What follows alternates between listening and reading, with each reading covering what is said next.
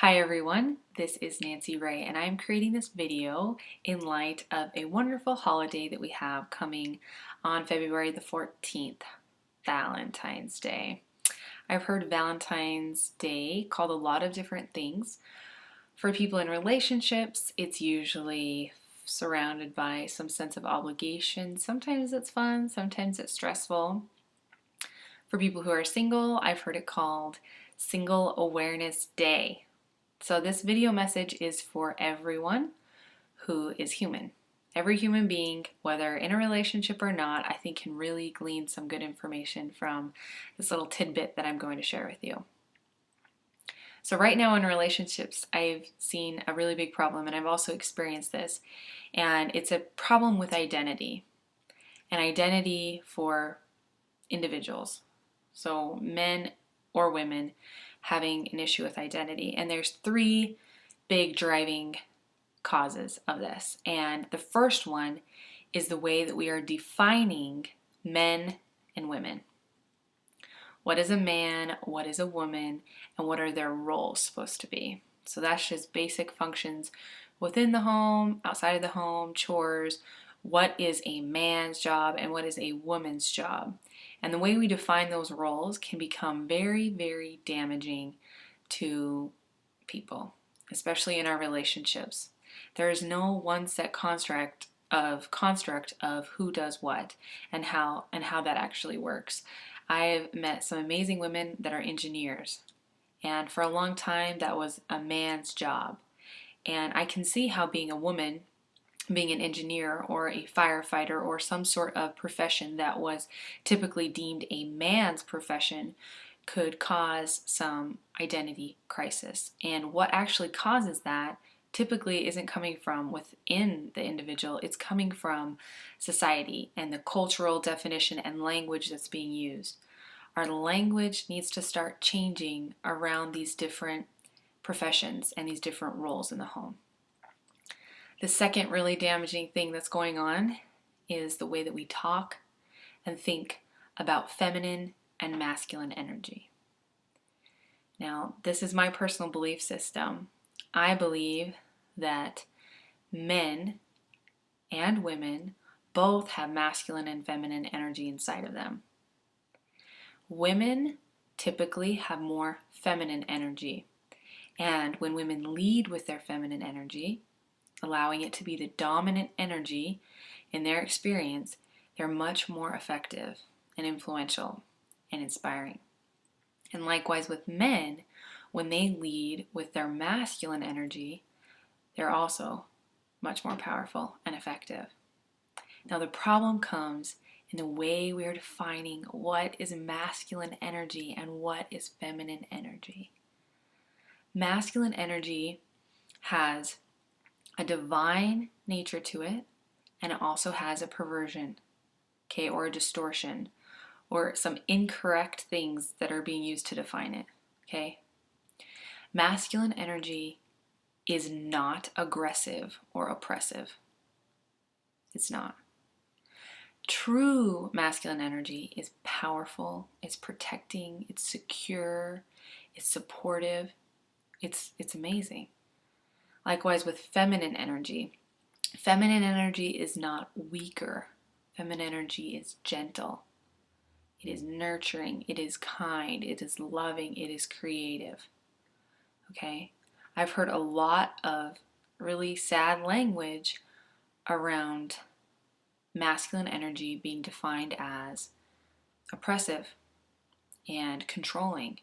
And that's not. Okay? If someone is being controlling and aggressive and oppressive, they're just being a jerk, okay? They're not being masculine or feminine. They're being a jerk. And we need to start talking about those things differently.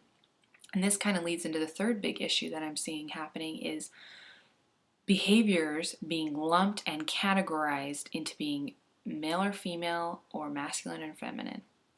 Like, say that there is a male individual who has a series of 4 or 5 incidences within a week time where he's a really big jerk. Maybe controlling, oppressive, aggressive, belligerent, okay? The problem happens when we label the behavior as he's just a guy. It's just a guy thing. No, it's not. It's just a jerk thing. Okay? It's not a masculine thing. It is a jerk thing. We really need to get better at separating those types of things out. Now, I believe that there are a lot of amazing things that can be done in masculine energy and feminine energy, the exact same activity. I believe that sports can be played in masculine and feminine energy. When I played sports, I definitely was in way more masculine energy while I was playing than, say, if I was writing a paper. But I was leading with my feminine. I wasn't ignoring the fact that I was a woman. I played like a female. I don't know if I'm making sense trying to explain this, but we need to lead with our true essence. And we need to be the ones who define what that is, okay? I get to define what Nancy as a woman, what that looks like, what her roles are, what she does in her day-to-day activities. And I can embody feminine energy. And feminine energy is a list of traits. That's all it is. It's not a list of activities. It's not a list of negatives. There's no pros and cons to masculine energy. There's just truth and distortion to masculine energy. And same with feminine. A lot of the times I feel like men feel forced to choose between two versions of masculine energy that we have culturally defined. And one is ripped out of their mind, Thor body, super athletic, charismatic, hilarious, lady slayer, right? The second is a jerk. Bags on women all the time, disrespectful, ignorant, belligerent, got the beer gut, all of that. And that's not very fair. That men are left with the choice of either being considered a sexist jerk or being considered a big head, a big macho guy. And we need to allow room for new definitions and inventions of masculine and feminine energy to be created. A very masculine man can be a ballerina.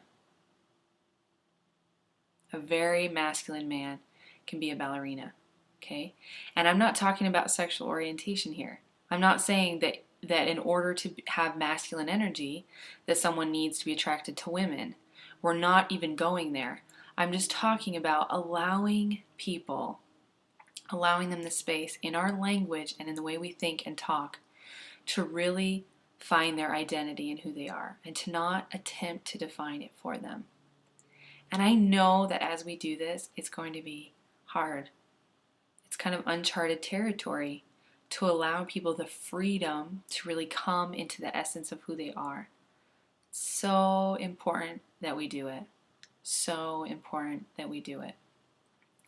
Women, men, please help each other, love each other. Women, what we want more than anything is for good, strong men to stand up and be leaders in this world, and to be protectors, and to be supporters.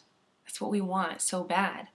And then on the same side, we talk about it and use language that makes them scared to actually stand in their truth. They're scared that if they be leaders, they're scared that if they be protectors, that they're going to be gunned down by the women in their life, that they're going to be told that they're oppressive or they're controlling. And same with women. Women, we need you to be leaders. We just lead in a different way. But we need to lead. And men, when we stand up to lead, and when we try to pursue our dreams and our goals, and we're told that we are the B word's the only thing that's coming to mind, that we're controlling and that we're crazy and that we're psycho and emotional, when we're really just trying to figure out our feminine energy. We are blessed with intuition and feelings and things that are different than what men are blessed with. And we really need to allow space for each other. So please, this Valentine's Day, give a different gift and make a commitment about your language and about your thinking process about men and women and masculine and feminine energy.